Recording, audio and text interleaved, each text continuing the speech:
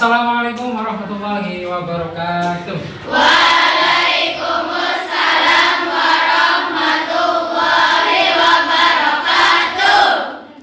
Baik anak-anakku. Bagaimana kabarmu hari ini? Alhamdulillah, luar biasa. Allahu Akbar. Alhamdulillah, Masya Allah, ceria sekali ini hari ini. Sebelum kita mulai pelajaran hari ini, sebelumnya akan saya absen dulu ya sebentar.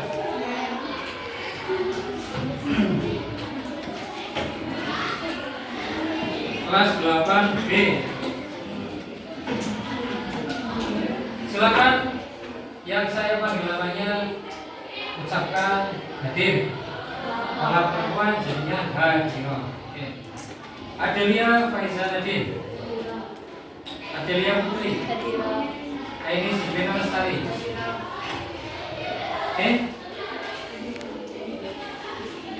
Alhamdulillah tidak ada yang absen ya hari ini ya. Alhamdulillah sehat semua. Terima kasih. Alhamdulillah. Sebelum kita mulai pelajaran hari ini, kemarin kita sudah membahas tentang apa? Rukun iman. Ada berapa jumlahnya rukun iman? Bagus, mantap. Rukun iman yang pertama.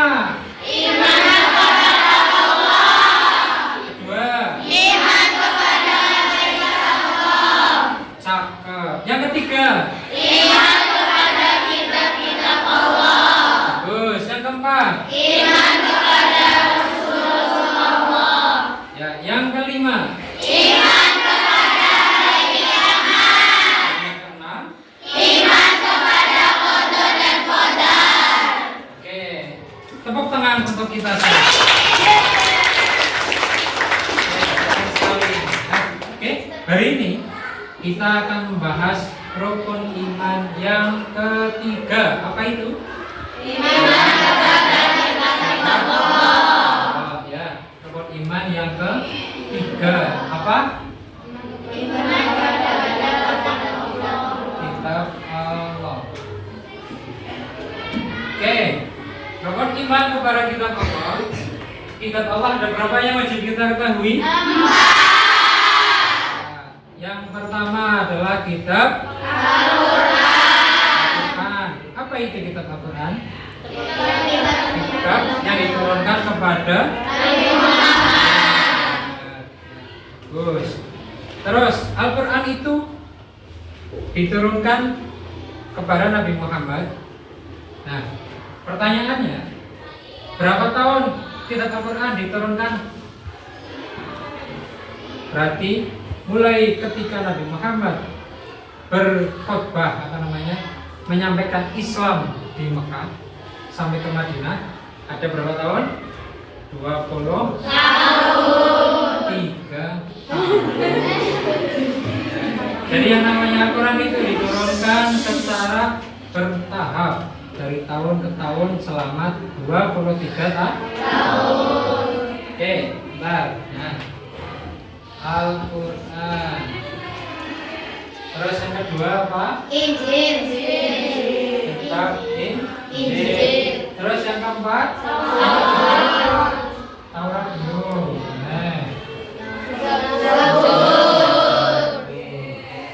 Oke, kitab Al-Quran diturunkan kepada Nabi untuk umat Islam. Kitab Injil diturunkan kepada Nabi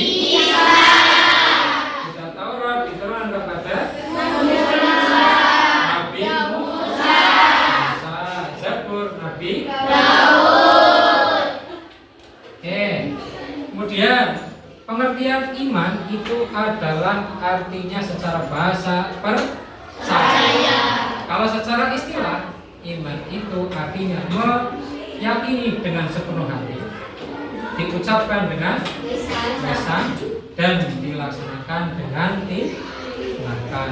Jadi kalau iman kepada kitab Allah, kita harus meyakini dalam hati bahwa siapa? Allah itu telah menurunkan kitab-kitabnya yang berjumlah ada kepada rasul-rasulnya. itu secara istilah. Kemudian setelah kita yakini dalam hati, kita juga harus mengucapkan dengan lisan. Dan yang terakhir kita harus melaksanakan dengan tindakan.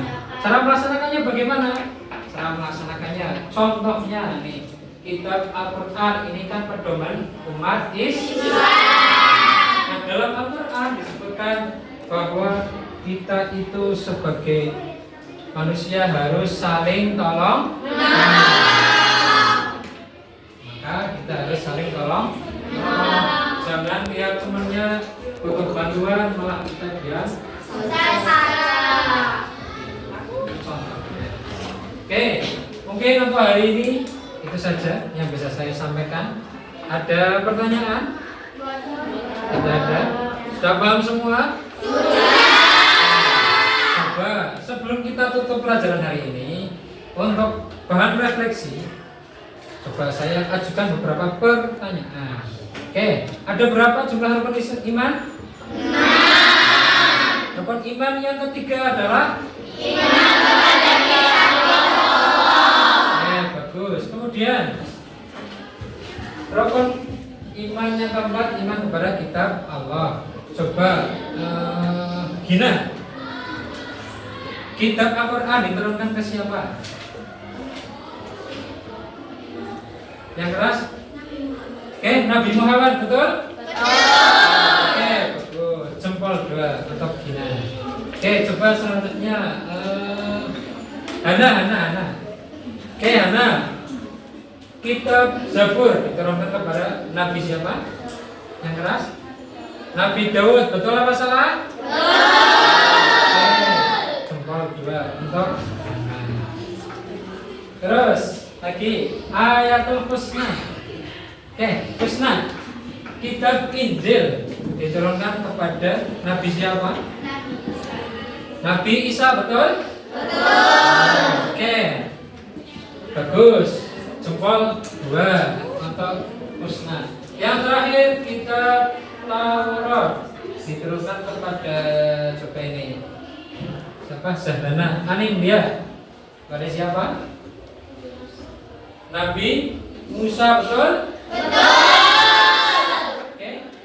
Berarti kalian semua alhamdulillah insyaallah sudah paham semua ya.